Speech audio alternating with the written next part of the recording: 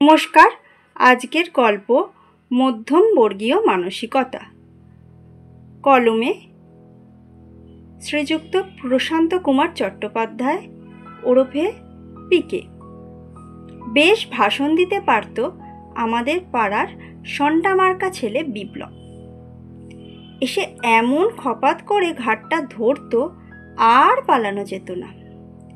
সেদিন অফিস থেকে ফিরছি, মূর্তিমান হাজির। আমাকে দেখেই বলল, জানিস আমরা আজ কোথায় দাঁড়িয়ে আছি? হতচকিত হয়ে আমি একবার পায়ের দিকে দেখলাম। দেখে বললাম, কেন, রাস্তার উপরে? গম্ভীরভাবে বিপ্লব বলল, তোর বয়সই বাড়ল, বুদ্ধি পাগল না। আমি কথাটা কাটিয়ে দেওয়ার জন্য বললাম, তা হয়তো হবে। কিন্তু দেখলাম বিপ্লব যেন আরও গম্ভীর হয়ে গেল। সে বলল, জানিস কি, আফগানিস্তান থেকে আমেরিকার সৈন্যরা চলে গেলে কি হবে? তুই এইটাও কি জানিস, বায়ুমণ্ডলে PM 2.5 হারে যদি বৃদ্ধি পেতে থাকে, আগামী 10 বছরে পৃথিবীর কত শতাংশ লোক ফুসফুসের অসুখে ভুগবে?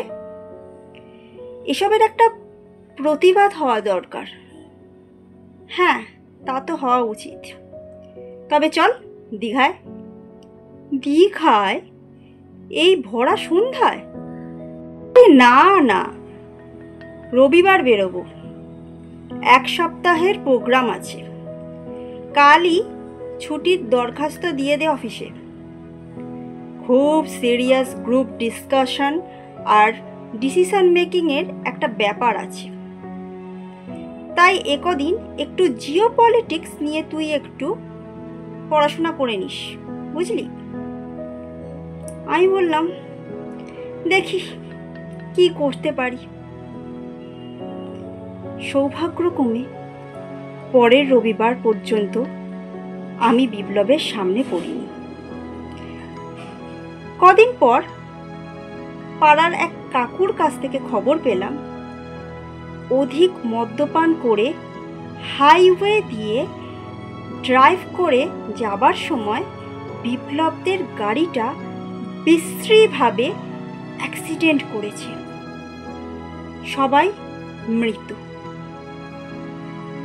আজও ভাবি, যদি বিপ্লবরা দীঘায় মিটিংটা করত আর সেটা যদি সাকসেসফুলি কমপ্লিট হতো, তাহলে কি হতো?